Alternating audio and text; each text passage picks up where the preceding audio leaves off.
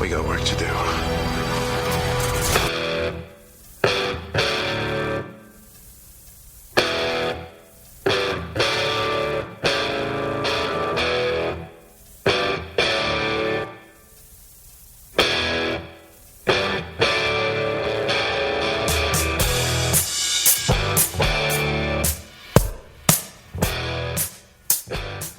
Welcome to How Would I Hail, a Supernatural podcast. I'm Kristen. And I'm Christine. And this week we're discussing Season 6, Episode 13, Unforgiven. That stutter was unforgivable. I felt like I was about to say another word, but discussing did come out of my mouth. Yeah. So I have a little bit of a confession to make regarding this episode. This episode might be one of my favorite episodes. Like, I know I had mentioned that it was like in my top 10, possibly. I think this is like in my top like 5, maybe top 3. Wow. I really love this episode. I don't know why. I love it. Well, now I'm curious. Like, not that you shouldn't love it that much, but you don't have any idea why, like what it is about it that really gets you. I think it's the mystery element of like, oh, we were in this town before, or Sam was, and what happened all that time before. And it's done really well. Like, I have so many good things to say about the directing in this episode in particular. I think it's just done beautifully. It's one of those episodes that I love looking at. Just the use of black and white and the use of shadow and the use of the camera angles and everything about it just really worked for me. And I think I also really like the monster of the week. That might be a really big part of it. I think the monster of the week is pretty fucking cool. Yeah, I agree with that. It is very cool. And I was definitely wanting to talk about the directing and the overall look of it anyway, because this episode is so different. It's very, very different from the style that I'm used to with every other episode. Even the ones that seemed different before, this was, to the extreme. Yeah. We had like cameras zooming in and out on people's faces and then like cutting back and forth and setting these moods. And the music too even seemed more like dynamic, or like it played a bigger part. Yes, definitely. Definitely. It was very interesting. Yeah, I can't wait to get into it. But before we do, we have had in our inbox a few emails from some of the listeners, and just wanted to go over some of those really quickly. Okay, this first one is actually the most recent one from Tony. And she just wanted to write in to say that Clap Your Hands If You Believe is actually one of her top in her top 20 or maybe even top 10 episodes. So that's kind of maybe relatable, me revealing that this episode is maybe in my top 5, maybe top 3. Yeah. But yeah, she says that she loves it. She's an avid X-Files fan. She loves all the parallels, and she thinks Sola Sam is at his funniest in this episode. So I thought that was really interesting, because that episode, I mean, we generally liked it and we thought it was actually pretty funny, but it didn't. I'm just surprised to hear that it might be one of someone's like favorite, like top 10 or 20. Yeah. Yeah, and it's I'm glad she kind of explained why, because it's the same. It is funny that it's being brought up at the same time that you were talking about this being one of your favorites, because I just want to know why. It's obviously everyone has such a different experience with it. Like, I still, for some fucking reason, love Dead in the Water. I don't know. We're in the middle of season 6 and I still think about Dead in the Water and some of those really early episodes that just caught me, you know?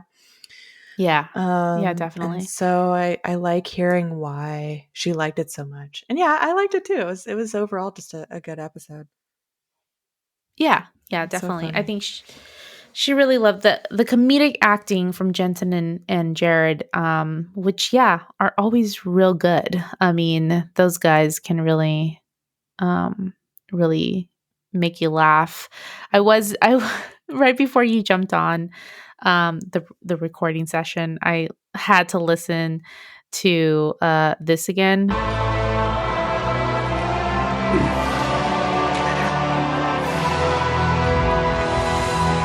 Oh, son of a bitch, that's really on there. Because it's so damn good. It's so good. Oh, I can't hear it. Oh my god, really? Yeah, You I couldn't can't hear hear it. that? No. Oh no. Uh-oh. Poopies. Well, that's not good. Um, it was the son of a bitch from last episode. Oh, Over. okay. Well, then you can just cut this part out and I'll be like,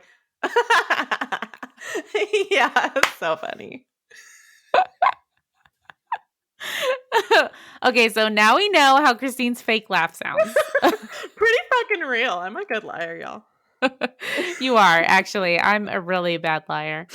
Um, Oh, man. No, I'm just a ham. That's the problem. I should have, I don't know, been in some acting school or something. you should have. You really should have. Oh, missed opportunities. Oh, well, thanks, Tony, for writing in. This next one is from Genevieve. She says, I'm so stoked you guys are back. I loved listening to your pilot rewatch episode. One of the Oh, things that is most incredible to me about Supernatural is how it manages to retroactively make the early seasons better with the depth of story and character development they build throughout the show as a whole. Case in point, Dead in Water, perhaps. yeah, that's what I was just thinking. Go fig. She says, I wish I remembered what my reaction to the first episode of season 6 was, but honestly, I binged it all so quickly, I just don't remember. She does say that she was generally disappointed with season 6. It's her it's probably her least favorite season, but it does have a handful of really great episodes like Weekend at Bobby's, which we've already seen, and The French Mistake, which is coming up, very exciting. And one of my all-time favorite episodes, The Man Who Would Be King, which I don't think we've seen that one yet. No, we haven't. The great thing about Supernatural is that it pulls out some truly wonderful episodes every season. So even if the season as a whole isn't the best, it's still fun to watch.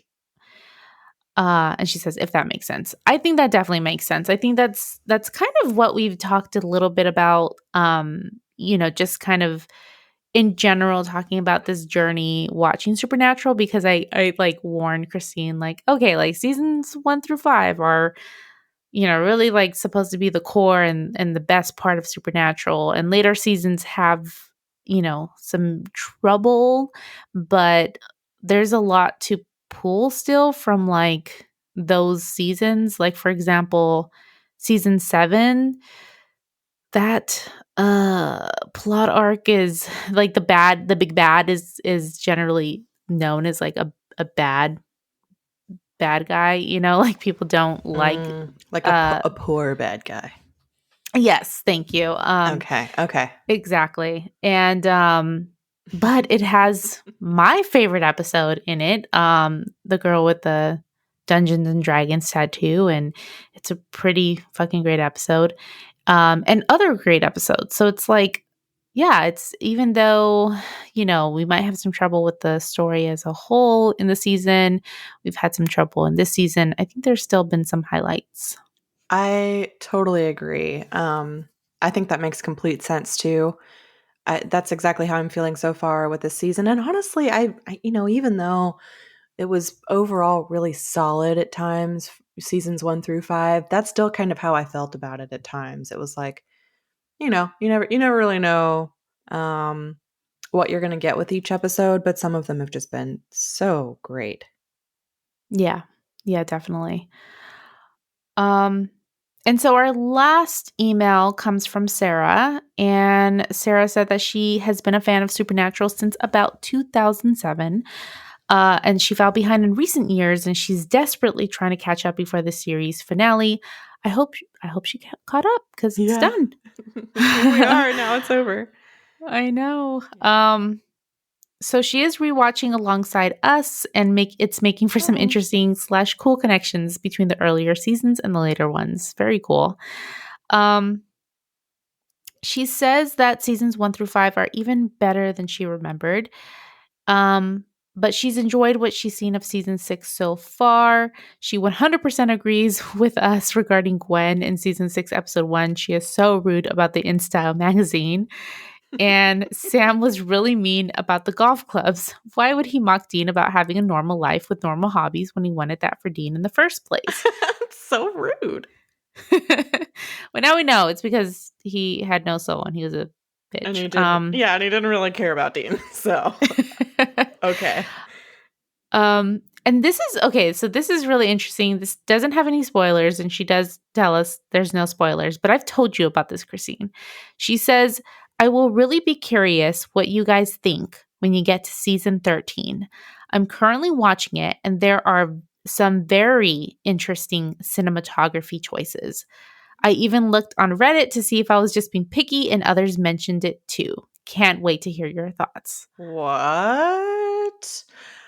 Is it like interesting good or interesting bad?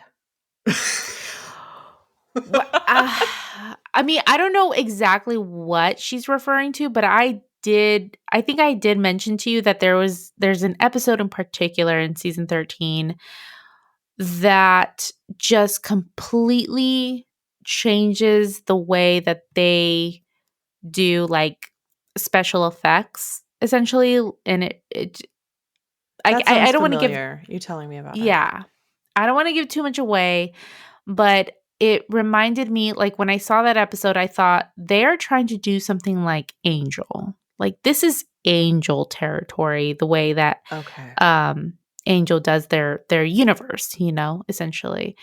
And I just thought it's so out of place. It just feels very weird. And so I was thinking about that recently because of last episode when we were talking about the monsters that were supposed to be there instead of the ghouls, as described in that book, the Christopher Knight book, The Official Companion, and how different it would have been. It would have just been a totally different, just feel like Supernatural doesn't do monsters or creatures like that. It does like Mhm. humanoid creatures. Right. So, That's very yeah. interesting.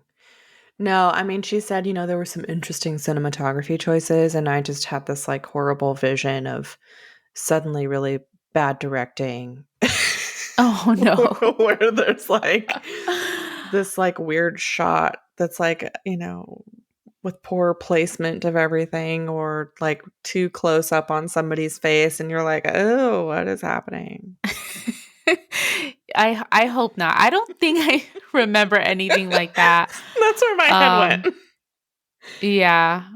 Oh geez. Hopefully not. Yeah, fingers crossed. Yeah. But it'll be really interesting. I can't wait to get into those later seasons for sure. But In thank you. 3 years. Yeah, and however long it might take. But thank you so much for writing in.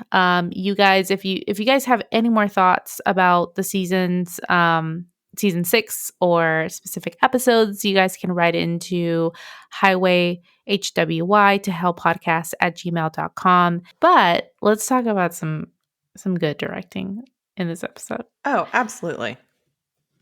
Um, so season 6, episode 13, Unforgiven, if you guys don't remember, is where an anonymous text message sends Sam and Dean to investigate disappearances in a town where Sam and Samuel worked a case a year earlier. And it was written by Andrew Dabb and Daniel Laughlin, our new favorite team, and directed by David Barrett. So, Yeah. David, we have not seen David Barrett on Supernatural, and this is actually the only episode that he is going to direct of Supernatural. Yeah, I just looked that up before we started talking and was very surprised. Yeah, yeah, because I feel like I do think that he had a very distinct style, Mhm. um, that was different from other episodes that we've seen, but it was done really well. And Yeah. you know, well, first off, I think part of why he's very successful in the way he portrays movement on camera is because he actually started out as a stunt person, Oh. and then he became a stunt coordinator. But yeah, I mean his actual directing career took off after all of that. I think started in 2000 actually. And he's done like The OC, he's done Smallville, The Vampire Oh, Diaries, cool. just a whole bunch of different shows. But yeah, he's very talented, I would say. Yeah, and so I think that's why I was surprised because I felt like I don't know, I had a hunch that this was the first time, the director who worked on this episode had done a supernatural episode because it was so different. But I'm surprised that he doesn't come back because I agree with you. I think it was really successful. He could have definitely done some others, and that would have been interesting to see. Yeah. Yeah, absolutely. Um so the actual title of the episode refers to a Clint Eastwood movie called Unforgiven, where it's a like a western, and it's about this man who has retired from being like a bounty hunter or something like that, and somebody comes to him and says like, well, we got one last job for you, and then he has to like pick up his gun and get back into it, very John Wick style. So but yeah, that's pretty much what I had fawning over David Barrett and all of that is over. And But I confirmed before we started, we did not have any notable music. So just a note there. yeah. Well, and that kind of leads me into the start of the episode, which there was tiny bit of notable music just because the the score behind the scene was different. Mm-hmm. It was very horror movie. And so we see that we're in Bristol, Rhode Island 1 year ago. And we see Sam mercilessly, what? Why did I put this word on here if I can't pronounce it? I don't know, but really quickly, I recently caved and got TikTok, and I watched this TikTok today of this guy who's a news reporter, an anchor, and he like got home and did this funny TikTok like basically like I screwed up today. He's like taking off his like fancy suit jacket from being on the air. And he shows this clip of him trying to say the word specificity and he fucks it up so many times. That's a It's like hard word. it's super hard, but he's just like specificity. He just can't do it. Specificity. He Yeah, like that's Googled it on difficult. air and had to like get it right. That's so Anyway. funny because I recently was thinking about how and just, the listeners probably don't know this, but in the beginning when we first started doing this podcast, we were really like it's maybe just me. Like I was really uptight about getting words right and not fucking up and making mistakes. And so like if I did something like I read like mercilessly and I couldn't say it, I would like pause and fix it, and then we would just cut it out before because I really cared. But now it's like, well, it's cool, man. Like we all make mistakes, right? Totally. I remember that too. And I think it's just kind of hard to do. I think we kind of got to the point where it was like, I don't care enough. We all mess up words. We're just human. Yeah, Hopefully I think you're still we're gonna listen, even if we can't pronounce words. right.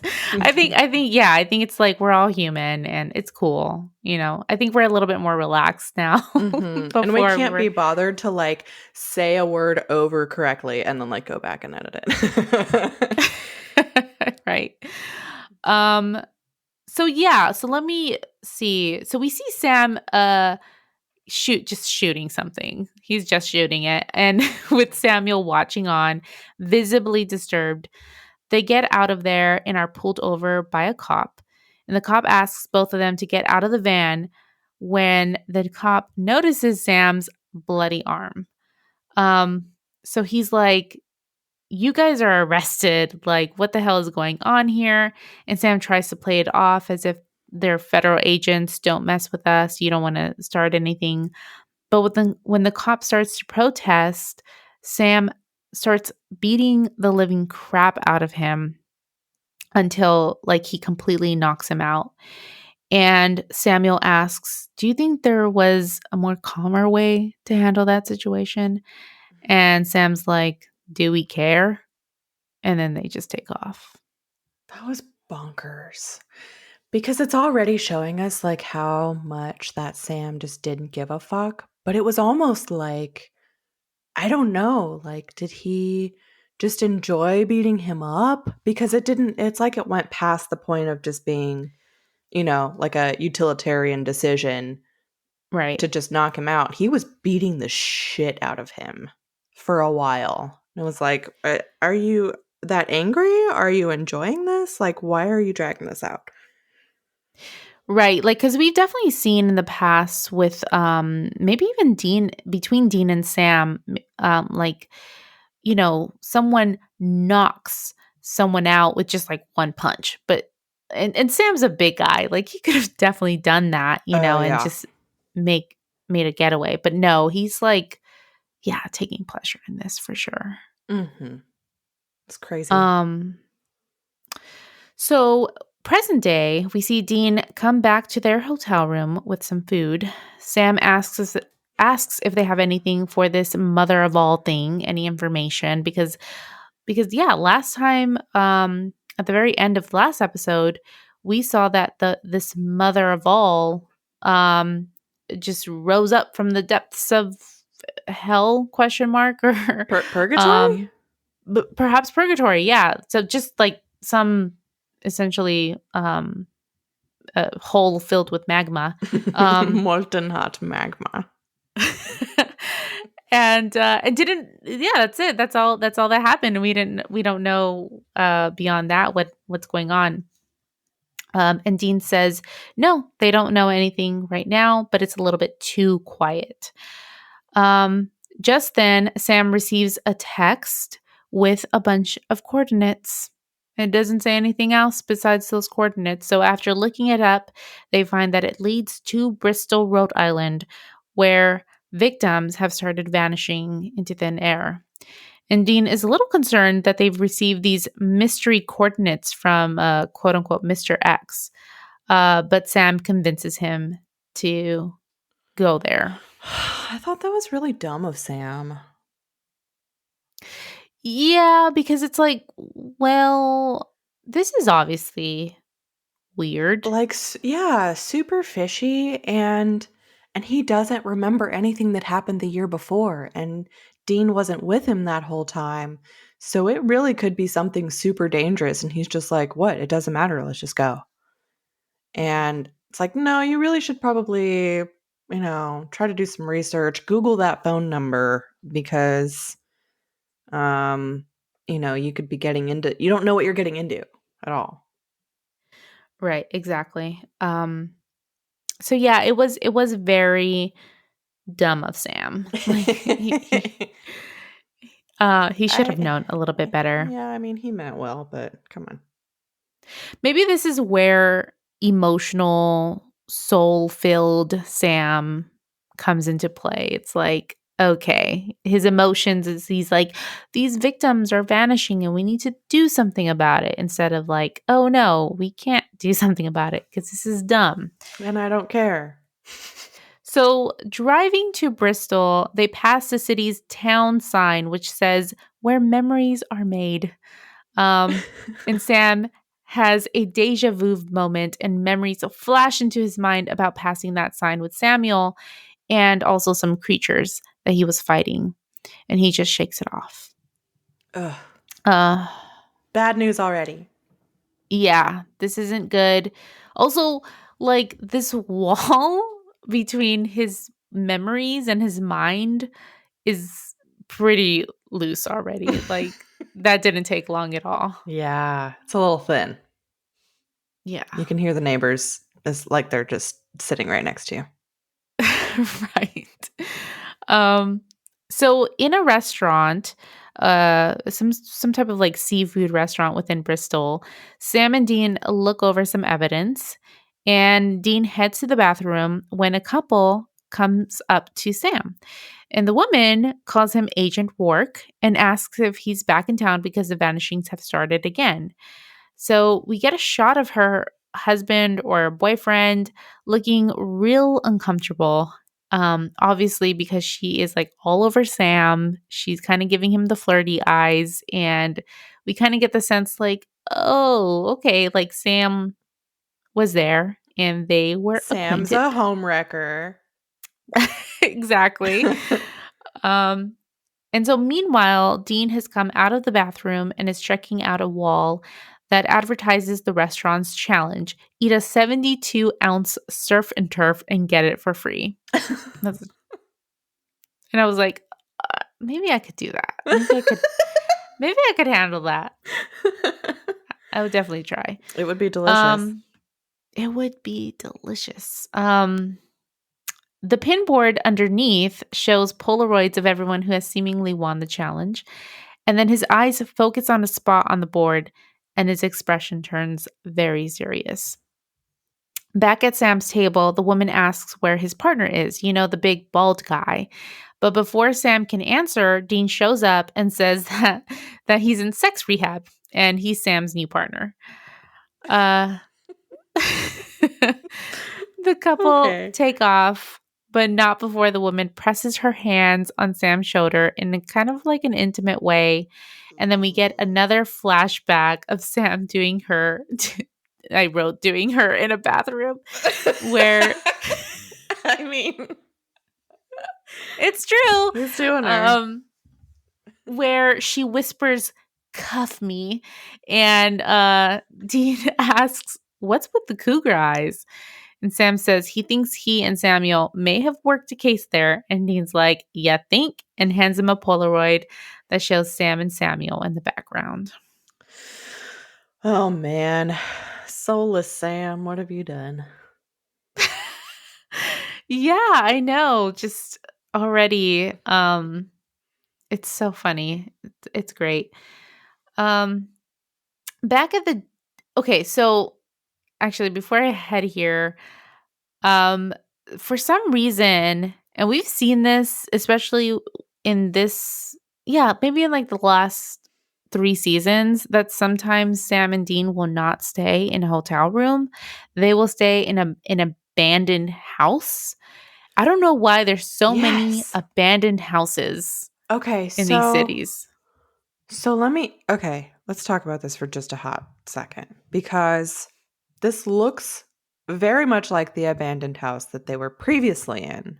It's the same house. It's the same house, Is it guys. Come supposed to on. be in the same Is it supposed to be the same house N- because it's the same house? no, What the fuck? How do they just have an abandoned flop house in every city? I it's thought definitely not supposed to I be. was Yeah. trying to like make it happen in my brain at the end of the episode and was like, okay, well, he was there before and then he came back. And then I was like, no, but that's not close to where, like, that's not where the Campbell's compound was geographically. And that's where the other house was. Right. Yeah, Rhode Island is it's kind of an outlier city. I uh, we have not been keeping up with the map on our No, website, but so sorry. um I know. Maybe during the Christmas break. I don't know. I won't I make any mean, promises. maybe. But yeah, we're usually in like the Midwest. We're usually near Bobby's house in Right. particular. So this is kind of outside of that. But yeah, I think they're just reusing this set. But they didn't even bother to like make it any different. It's the same thing. Yeah, it looks the exact same. Okay. Just had to And I don't make sure. Yeah, and they're not giving us any logic behind it. Like, I'm kind of making it up in my head that, like, oh, this is a smallish town. Maybe they don't have hotels or something like that. Um, but yeah, I don't know otherwise. There's a So, local abandoned cottage on the outskirts of town you're welcome to stay at. maybe it's just that's the bed and breakfast, and that's the you Mhm. know the look that they're going for. Mhm. Yeah. Um, It's a shabby chic B&B. Mainly shabby. So back at this shabby chic B&B they're staying in, Sam tells Dean that they have to stay and figure things out as five guys have gone missing. I'm sorry, five guys went missing a year ago. And that's, the case that he and Samuel must have worked. And now a bunch of girls have gone missing. So whatever it is has started back up again, but with a change in MO. Dean argues that there's a reason hunters don't hunt in the same town twice, but Sam argues that he must have messed up and not done the job right. So he needs to fix it because every person that dies is on him. I don't know. I mean, I I get his feelings, but I feel like he needs to understand that you can't make everything right. It's not necessarily possible to make things right that you think you did wrong. Yeah. And I'll come back around to Yeah. that thought, but that was the exact thought I had at the end of this episode. It's like, you did your best, but it's not necessarily quote unquote right now. Mhm. So do you feel better? Did it help to get involved? Right. Because I don't know. Yeah, and Dean, it's funny because Dean in this moment seems to kind of go through certain things in his mind. I feel like he thinks like, "Oh, this is dumb. We shouldn't do this." But then he's kind of like, "Oh, well, this is definitely a sign that like Sam has his soul back and Yeah, like he's like we trying wouldn't." to, I don't know, appease him or something. Yeah, exactly.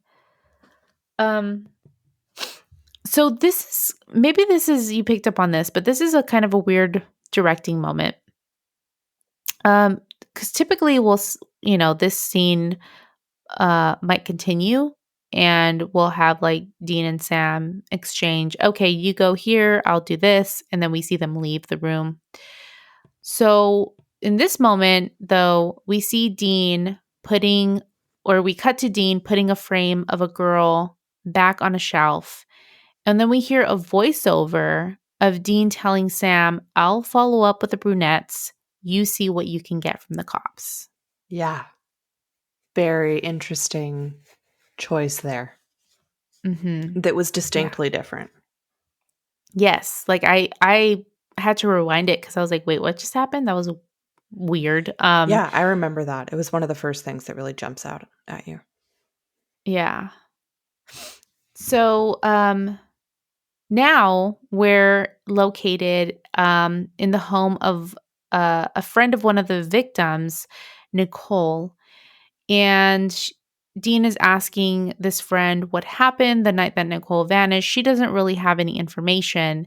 So Dean's kind of looking around and finds a card for Agent Work and asks the friend where she got it from.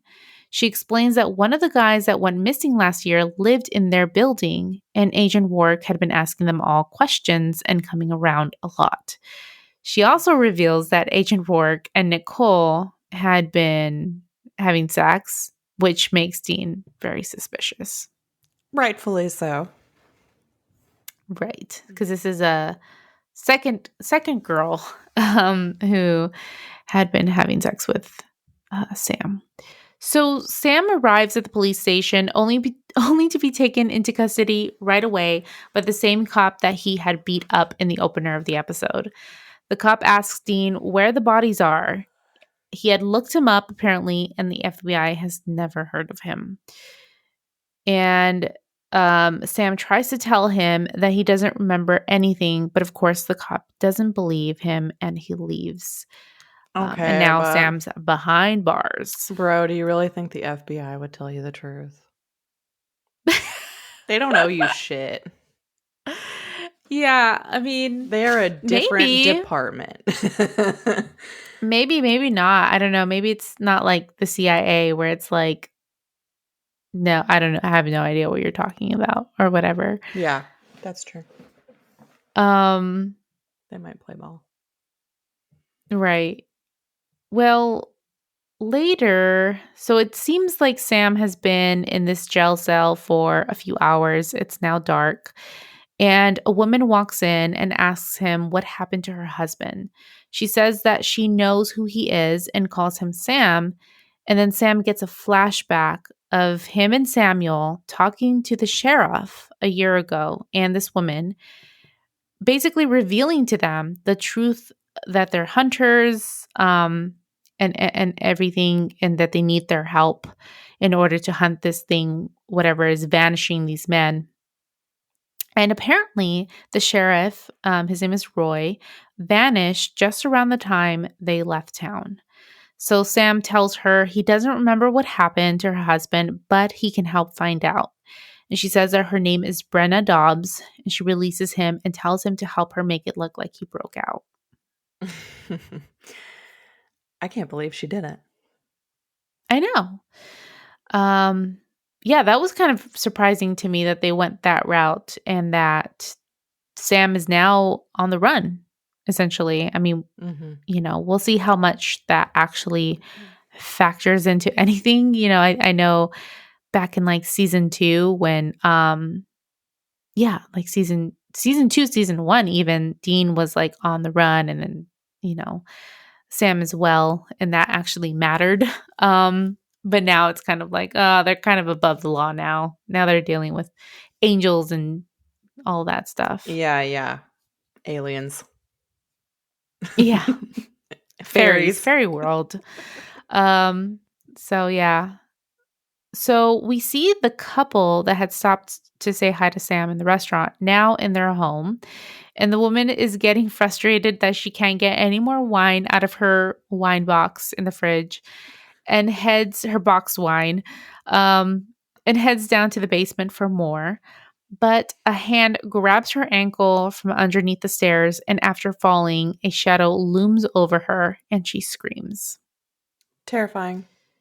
Could happen to any of us Yes. who run out of wine.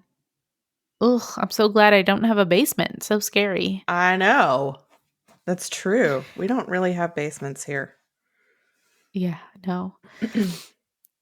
So Dean returns to this shabby chic B&B they were staying in, where Sam is doing some more research. He tells Sam that he's impressed with how many chicks he's laid, soul or not, but the police station cuts him off. There's been another missing person, and Dean urges Sam to stay there since he's now a fugitive. Um, and then we cut to Dean now leaving the home of the wino lady. And Dean hurriedly calls Sam but reaches his voicemail. He says that all of these victims have one thing in common. They all banged Sam. He says it's a setup. And, it's the text, the victims, all of it. It's obviously a trap for Sam. Obviously. Come on. Yeah, of course. Mm-hmm. And I did want to bring up that this episode in particular started what is known as like, okay, so I don't know if this is the exact phrase that people use, but there's this idea that whoever sleeps with Sam ends up dying. So if we look at Oh my God. Jess, Madison in season 2, Yes. Ruby, of course, and then now all of these women, Oh my God. they're all dead. Oh my God. So on the Supernatural Wiki, it says that the phrase is sleep with Sam Winchester and die, which was actually the adopted name of the Sam thread on television without pity. Um, but it also says, see also peen of death. Peen of death. The death peen. Yep. Oh my god. Um, That's so funny because as soon as you started saying that, I knew exactly what you were going to say. It was like I realized all of that has happened, but hadn't quite made the connection. It's like, oh my, it's so true. Oh my god. mhm. Shit. Yeah. Poor Sam. It's I know. He just really has a bad habit of killing people with his peen.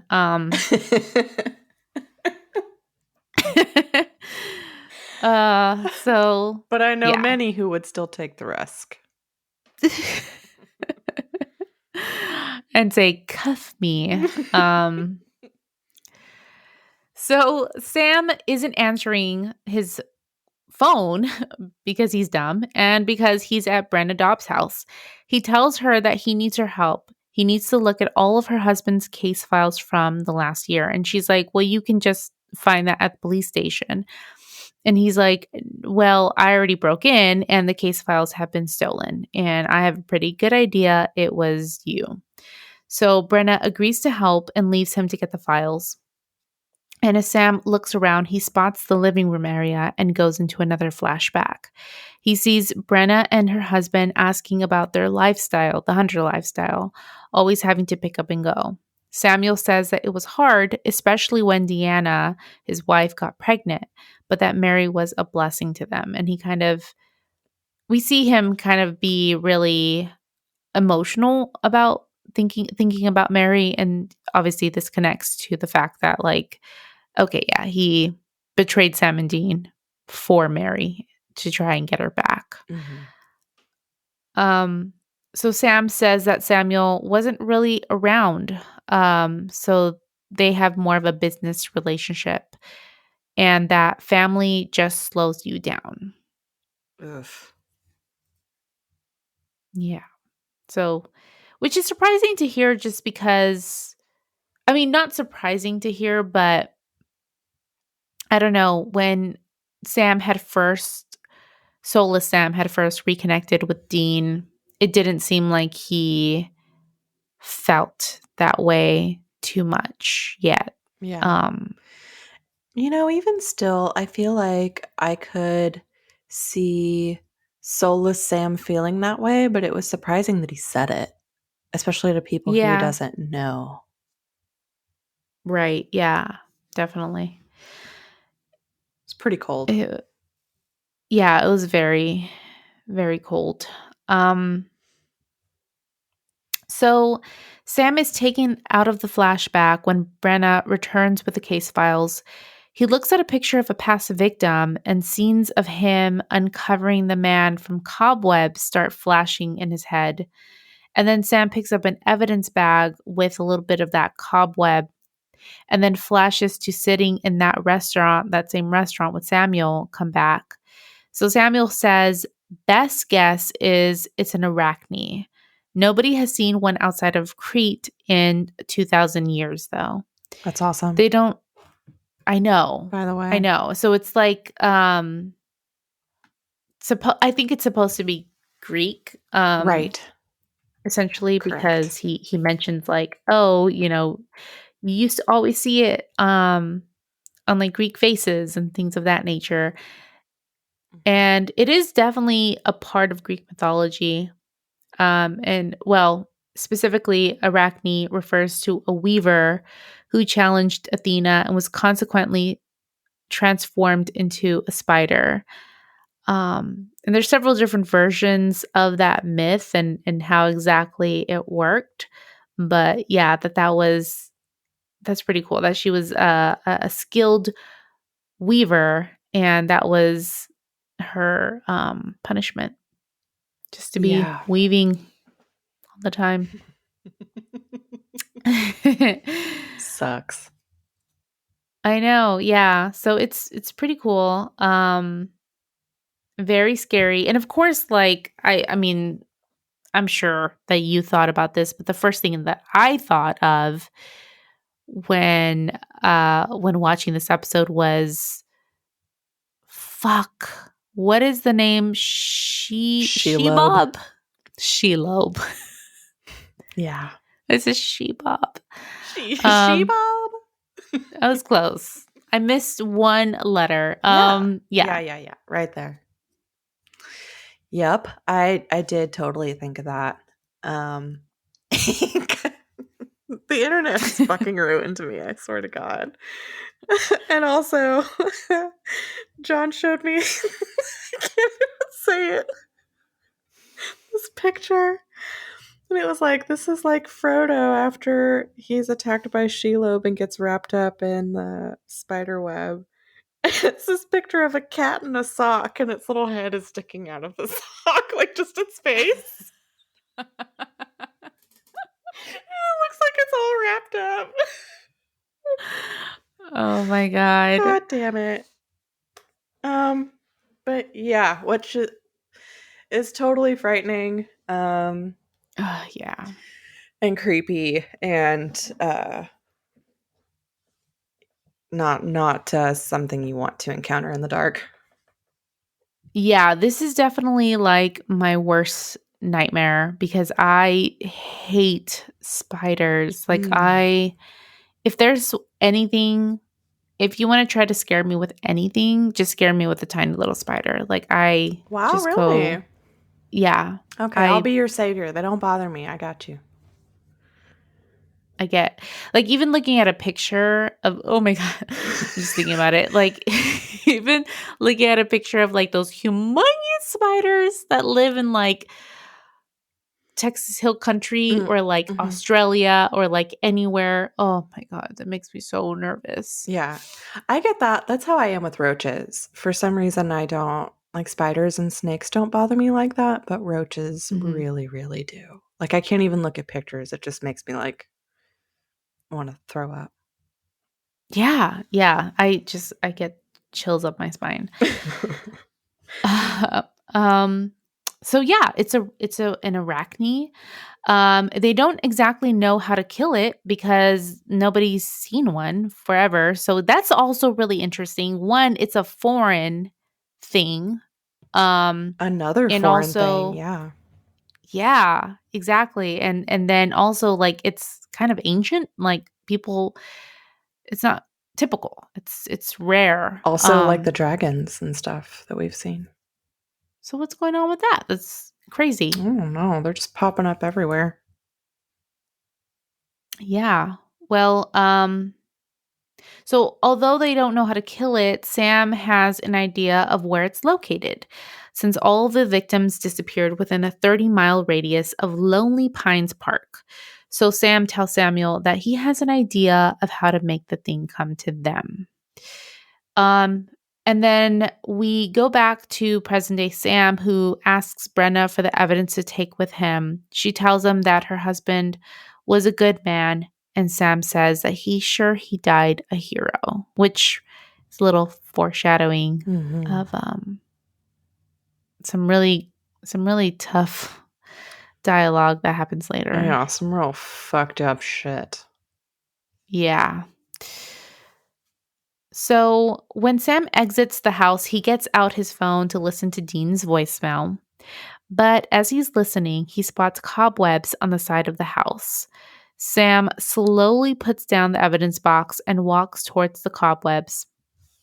And then another really cool directing choice, we get a vantage shot of Sam walking, but the perspective is like through a prism.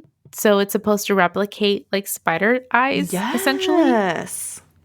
Very cool. So interesting. Hmm. But just then, a hand reaches out and touches Sam's shoulder, but it's Justine.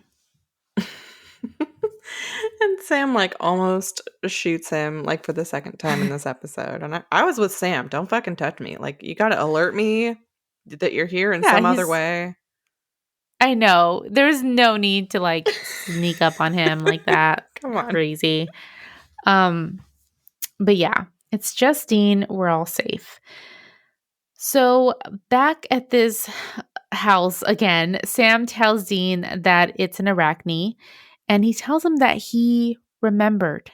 And Dean, worried, asks how much he remembers. Sam assures him he doesn't remember hell, it's just certain memories are coming back, and it's natural, it's fine. And Dean urges them to leave like right away. They can, if this place is resurfacing memories for Sam, then we can just get another hunter to come in for us. Or he suggests calling Bobby, Great and Bobby can, suggestions. yeah, Go Bobby for can that. come finish the job and Yes. they can leave. Hmm. But Sam says no, he wants to stay. He wants to see it through, and that he knows who did it, but he just can't remember. So he needs to jog his memory for that.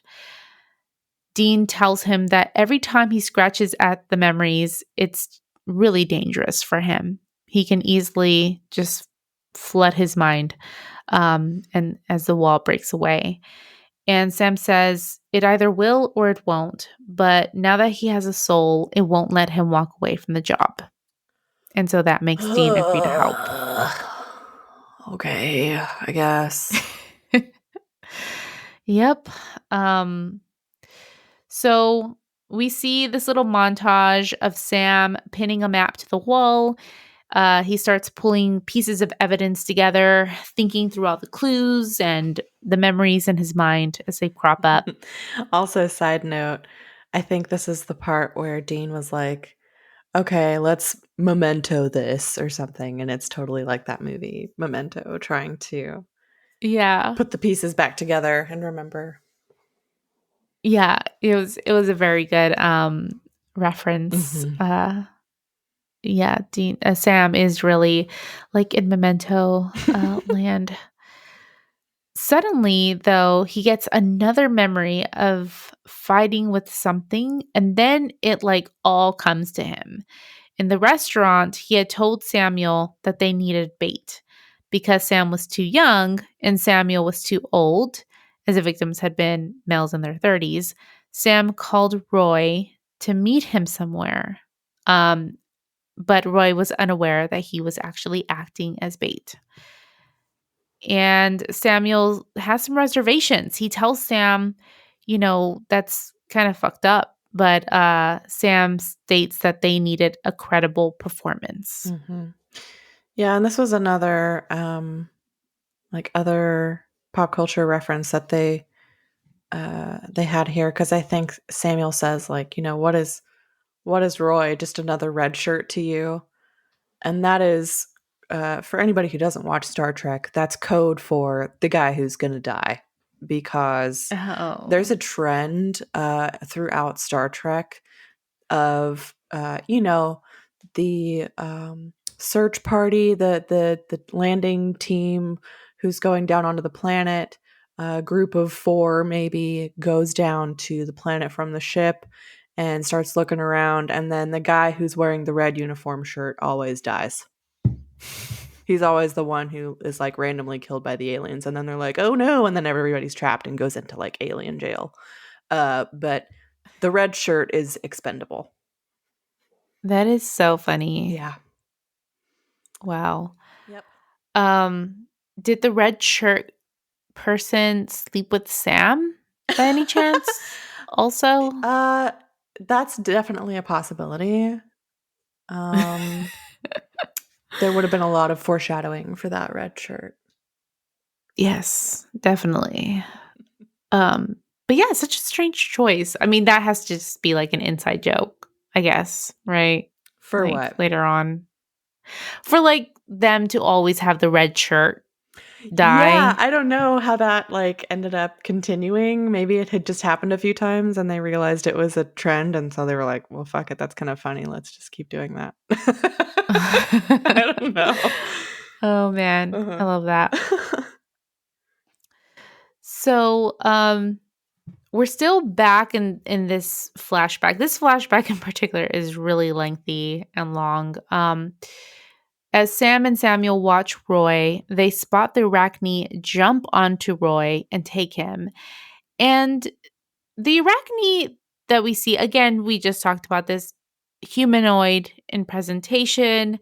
Um, the Arachnes have, look like humans, except that they have like these weird, what would you call them? Like weird spots on their face Yeah.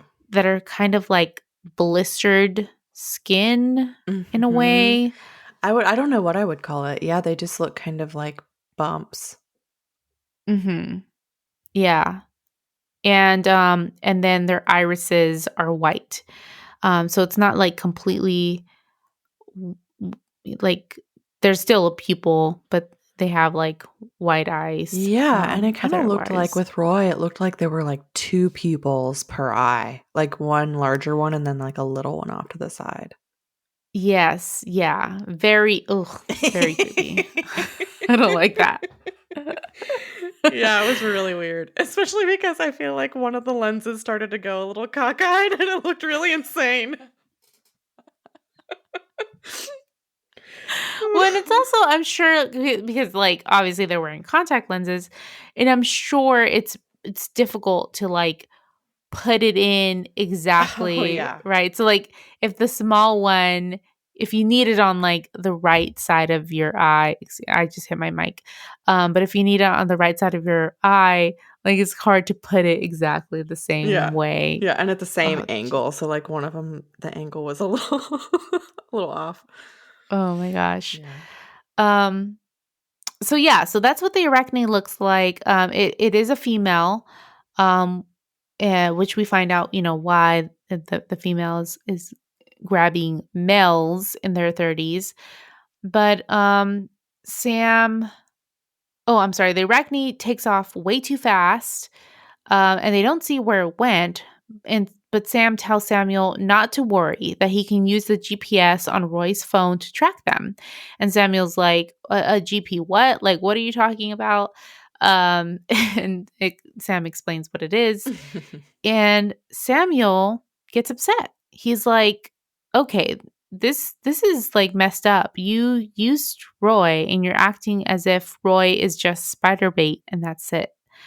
Um, but Sam assures him, no, the GPS was just plan B, and he really intended for plan A to work. And Samuel's like, he doesn't believe him. And he's just like, you're as cold as they come. Yeah, I gotta say this was really interesting because up until this episode, I definitely like the impression I've gotten of Samuel more and more is that he's pretty cold too. And he doesn't really give a fuck about anybody that doesn't, who doesn't fit into his plans and what he wants. Um, Yeah. We've seen that with his intention to get Mary back and that being the only thing he's interested in. right. And maybe I don't know, as time went on, he got colder like that, maybe this flashback is kind of back when he was still, I don't know, on his way down that path, but he was really disturbed by Sam throughout this entire episode and um how aggressive and unfeeling he was. Yeah. And the whole time it was like every single scene with them, Samuel was like, "What is wrong with you?" Yeah. Yeah. It makes you wonder, like, what the rest of their work together was like. Yeah.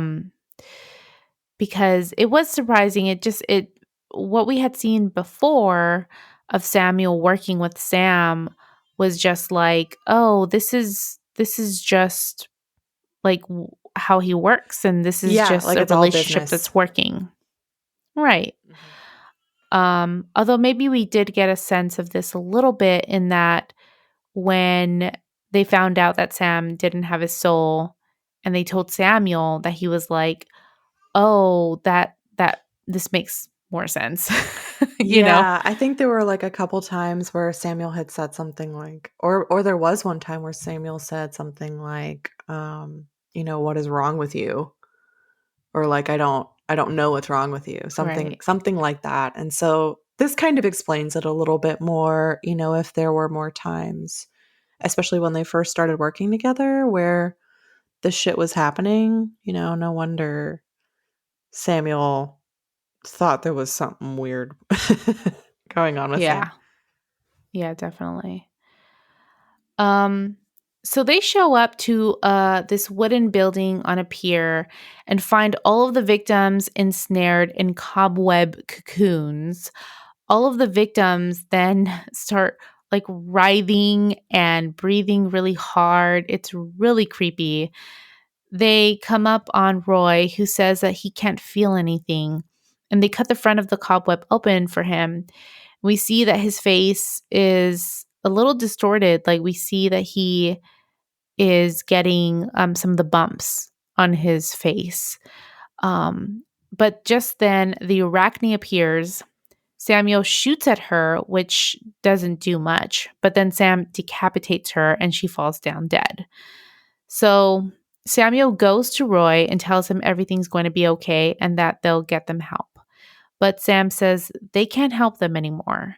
He doesn't know about arachnes and how they work, but he knows about spiders. The poison is eating all of them alive. It's very clear, and they need to put them out of their misery. So he pulls his gun out and tells Roy, who's pleading not to kill him, that he helped a lot of people out and he's dying a hero. And without a second thought, Sam shoots Roy, killing him, and then goes on to shoot and kill all of the other victims. And Samuel can like barely watch. Yeah, yeah, he has to like turn away. I mean, I just don't know. Like practically, I see why soulless Sam would think that and just want to get it out of the way. But Hmm. morally, right? This is where we have trouble, and this is where Samuel's having trouble. Who made Sam judge, jury, and executioner? If they're still alive, is it really so? Is it gonna hurt you to just go drop them off at the hospital?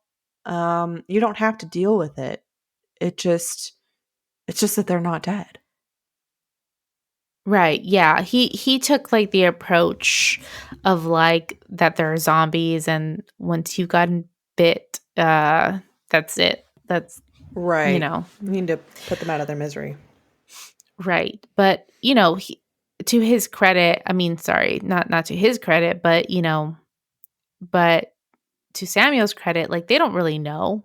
They don't know that they're going to be churned or how it works. So, yeah, I mean, Sam is pretending to have done this for noble reasons, but obviously it's just to save time Yeah. and to say like, well, we got the job done, right? We got our creature. Let's move on. Right. Um and that's it. But Yeah, and just to note, this is the part. I'm sorry, I can't recall if you had said this. When Sam kills Roy or shoots him, he said, you were a hero. And it's like, wow, fuck you. yeah. Yeah, it's really messed up. I think obviously like just shooting all these people is so messed up, of course. And that's part of the reason why it's so dark, but there is something to the fact that like Sam and Samuel were in Roy's home and met his wife and were having these conversations with them. And even though Sam was very unfeeling and didn't really seem to be connecting with them, it's very clear that like Roy and Brenna were connecting to Sam and Samuel or trying to connect. Hmm. And that just makes it so much harder, I think, like to see Sam just really betray Roy in that moment. Right. Because they don't know any better, they think that he's helping them, and Mhm. yeah, and they trusted him. Totally. Right. So, in present day, we see that Sam tells Dean that he remembers what happened. And back at Brenna's house, then she hears a noise and gets up to check what it is, only to see that it's Roy, who's not dead. Why is And she not screaming? right, she's like, "My love, you're back." I'd be like, And please. his face is like completely covered in bumps now, and his eyes have those white irises and look like spider eyes. So Roy tells her that he loves her. That's all he says. And we don't see what happens after that because the next thing we see is that Sam receives a call from Brenna, who's asking him to swing by so we can kind of guess what happened. And after they hang up, Sam tells Dean that he can tell she's in trouble. So they kind of already get the sense like, oh, this might be a trap, especially considering they know what Sam did to Roy now. Hmm. That was another quick little scene where I noticed just such a huge difference in the directing. Because he picked up the phone, talked to Brenna, hung up, and then there was kind of like a quick, quiet little back and forth conversation between him and Dean. Mhm. Um, he was like, what was that? And he was like, it was Brenna. It's like, what did she say? It's like, well, she told me to swing by, but I can tell, that she's not okay. And the way that it was shot, I don't know, it just felt so like that felt like a scene that wouldn't have even existed in another episode. Mhm. Like just that little conversation wouldn't have even taken place. Yeah, yeah, I could see that. It was really interesting. Mhm, definitely. Yeah, and I think if this episode does suffer from anything, it might be just over explanation, not just Yeah, perhaps with that, but also with the level of flashbacks that they use. there were a lot. It felt like there was a lot Mhm. happening. Yeah, Yeah, that maybe could have been consolidated a bit. for sure. So, when they arrive at Brenda's house, they notice a light on in the shed. So they head there, and inside they see Brenna cornered and crying. She asks if it's true what he did to Roy, what Sam did to Roy, but he isn't able to answer before Roy appears, throwing the both of them against the wall. And when we come back, we see that Sam and Dean are stuck to the wall with cobwebs. Roy points out the bullet wound is in his head and just that he's otherwise perfectly fine. So the Ugh, bullets didn't do anything to him. awkward. That arachne was, I know, that arachne was there to mate, apparently. She was turning all of them into arachnes, which is why she needed males in their 30s, which is really interesting because it's like he doesn't really go into the specifics of how The specificity. exactly of how they became arachnes or like how they were turned. Yeah. Um, but it's just interesting that it has to they have to be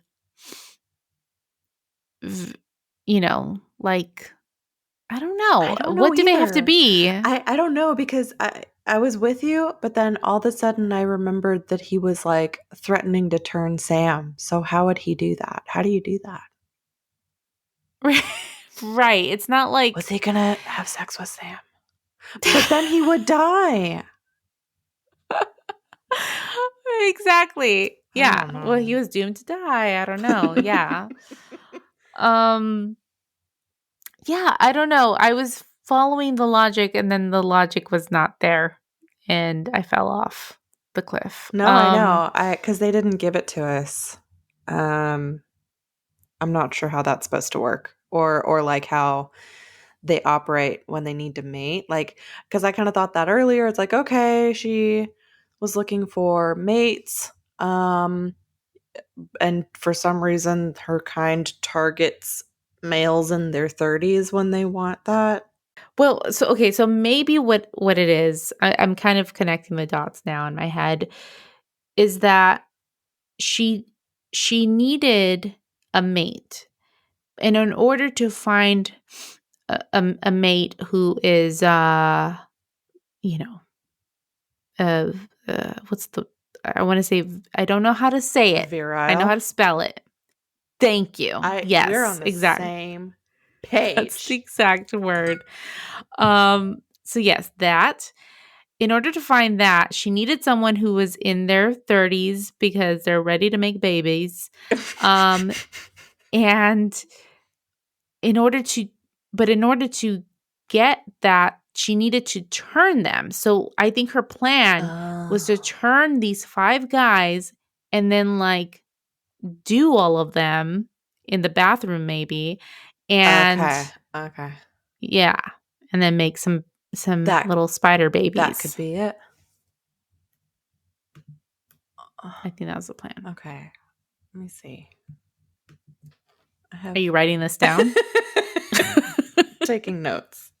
Glad we figured that out. So by the time Sam pulled the trigger, the bullets and fire didn't hurt them and they all ran. So not only Roy is alive. That's one thing to know. It's just that Roy's the only one who like stuck around and hid in Bristol.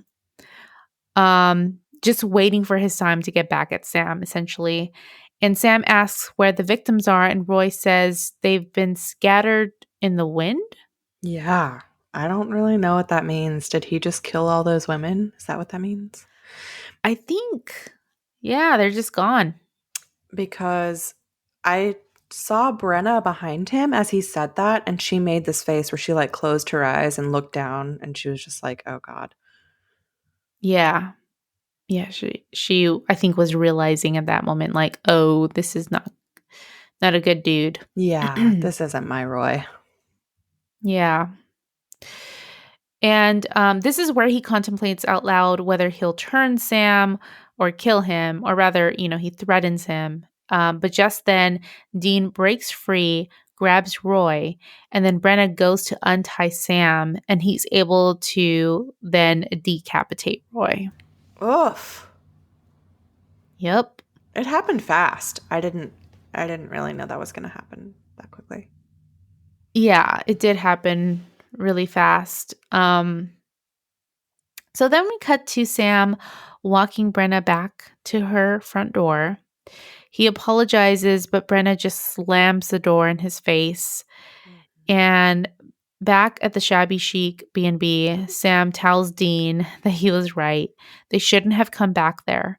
Dean tells Sam that all of that crap last year wasn't him, but Sam says it was. Dean says he was just trying to make him feel better. And Sam tells Dean that he's fine.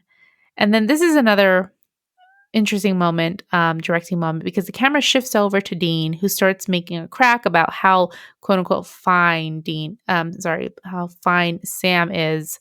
But he stops when he looks back over and the camera shifts back over with him and sees that Sam has actually collapsed on the floor and is convulsing. Mm-hmm. And then we get a shot of whatever's going on in Sam's head, where he's actually reliving the moment that he was in hell, Yeah, and he's seeing hellfire, and he's like literally burning alive.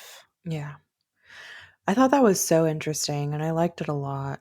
Um, because I think even when the camera was still on Dean, you could hear Sam fall to the ground, and then it pans over and Yeah. he's there. So as soon as you hear him fall, you're like, "Oh shit." Yeah. Um, It's done really well. it was done really well. And yeah, that last part with Brenna too was kind of where I was thinking, like as soon as she started slamming the door in his face, I was like, "Man, see, you can't make everything right as rain. You can't fix everything. As much as you may want to go back and atone for the sins you think you committed, you think you may have committed when you were completely different. Um, Mhm. that doesn't mean that you can actually fix it. Right. Yeah. So I don't know. I hope now we're kind of in this terrible situation where he maybe has broken through the wall and played a dangerous game and lost. So we don't know what's happening with Sam now, and his mind. But I hope that he can get back to himself and kind of let some of this go. Just let it go. Yeah. Yeah, he's gonna need some therapy. Uh-huh. Um, but yeah, I mean, it's really interesting. I was very surprised that we've already broken the wall down. That didn't last very long. No. And we talked about that too whenever this first started. I was like, we don't know how long this is going to last. This is terrible. Is it going to last like forever and it doesn't come back up again, or is it going to be an issue pretty soon? Um Yeah, yeah, I mean, didn't have to wait maybe long we to find could, out. right, and maybe we can speculate that if they wouldn't have come back to this town and had these places where these memories would have resurfaced, that this wouldn't have happened. But I don't know. We don't really know that. Right. um. So yeah, I mean, overall, I love this episode. I really do. That's Um, even funnier to but me now, like knowing how much you hate spiders. But and maybe that's part of it because I actually found this episode to be really creepy, and yeah, that was entertaining to me. You know. totally. I could see that. That's so funny. I agree. I mean, it's not as high up there for me, but I really enjoyed it. Um it was really good. Hmm. Yeah, I mean, I think pointing out that the episode doesn't do a very good job, it over explains things, right, and all of that, doesn't make it at the top of our ranking, certainly. I mean, but I so I'm aware of that, that I shouldn't expect it to go in our top 10 or uh, anything like that. But it is still my one of my personal favorites. But I am curious to know what you think as far as ranking goes. Yeah, so I think what is also kind of a big factor for me is like as we've gone along, right? The episodes that are kind of more important to the overall plot are kind of higher up there as well, especially when they're a really good episode. Hmm. So I would maybe argue that this one isn't as much of a heavy hitter as far as the overall plot goes and furthering that. But, um, I'm looking at like 25 to 35. Like 25 is Fresh Blood. Then we've got Hunted, Bloodlust. But then we get into Jus and Bello is 29. Malleus Maleficarum is also kind of like fun and good like this one, and that's 31. Hmm. Um, Faith is 33, and I love that one. That's another one I always think about. And Heart is 34. So other episodes that aren't necessarily important to the plot, but they're just really good episodes, and we love them. So I'm looking at Fresh Blood, and I think Fresh Blood is an amazing episode. Um, Even though I love this episode more personally, I feel like Fresh Blood is a better episode than this one. Sure, yeah. But Hunted and Below, I don't know. But then also Night Shifter is so good too. And That's a hard Juin one. Bello is really good. Oh, fuck. You're right. I Yeah, know, it's tough. I But know. even there, I mean, Sympathy for the Devil was pretty good too. Yeah, that's really good too.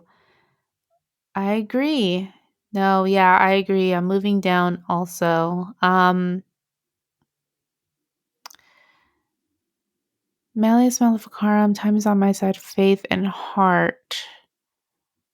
What about the new numbers 36? Because what is and what should never be is 35. Yeah. What do you think of that? I I agree with you because I definitely agree with you. I Okay. think this episode fits more with the episodes below that, which is like in the beginning, Live Free or Try Hard, My Bloody Yeah. Valentine, etc. But I think it's a better version of all of those episodes. Yes. Because then I was just thinking, we have It's the Great Pumpkin Sam Winchester at number 40, and it's better. It's done way better than that. Yes. Yeah, definitely. Okay. Yeah, I think that that place for it fits perfectly. Awesome. Okay. All right. Well, that means that Unforgiven, season 6, episode 13, is going in as the new number 36.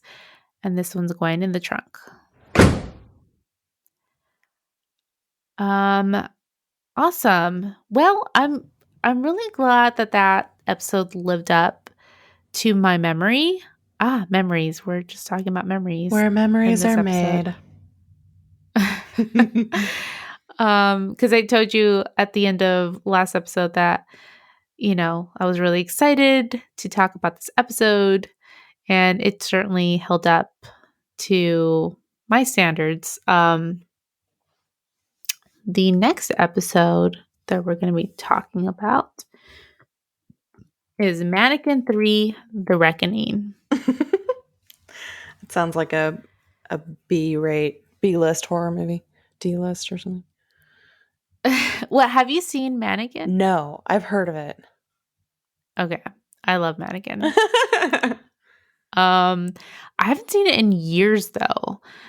I'm gonna have to rewatch it before this episode. But yeah, it's like with Andrew McCarthy, and is it Daryl Hannah who's a mannequin and she comes to life and they fall in love Of course. and all of that good stuff. And there's a mannequin too, actually, with Chrissy Swanson as the mannequin. And I know I haven't seen that one, but I know because they did on How Did This Get Made. So Mannequin 3, The Reckoning, very exciting. I remember generally liking this episode. So yeah, it should be good and um all of that stuff.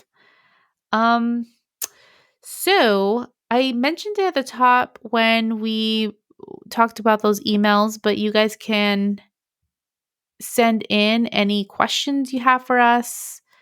Anything you want to say about the episodes to highway to hell podcast at gmail.com. You guys can also find us on www.highwaytohellpodcast.com to see our ranking and as well as our son of a bitch tracker and all of that stuff. Until next time, we'll see you on the highway to hell. Bye. Bye.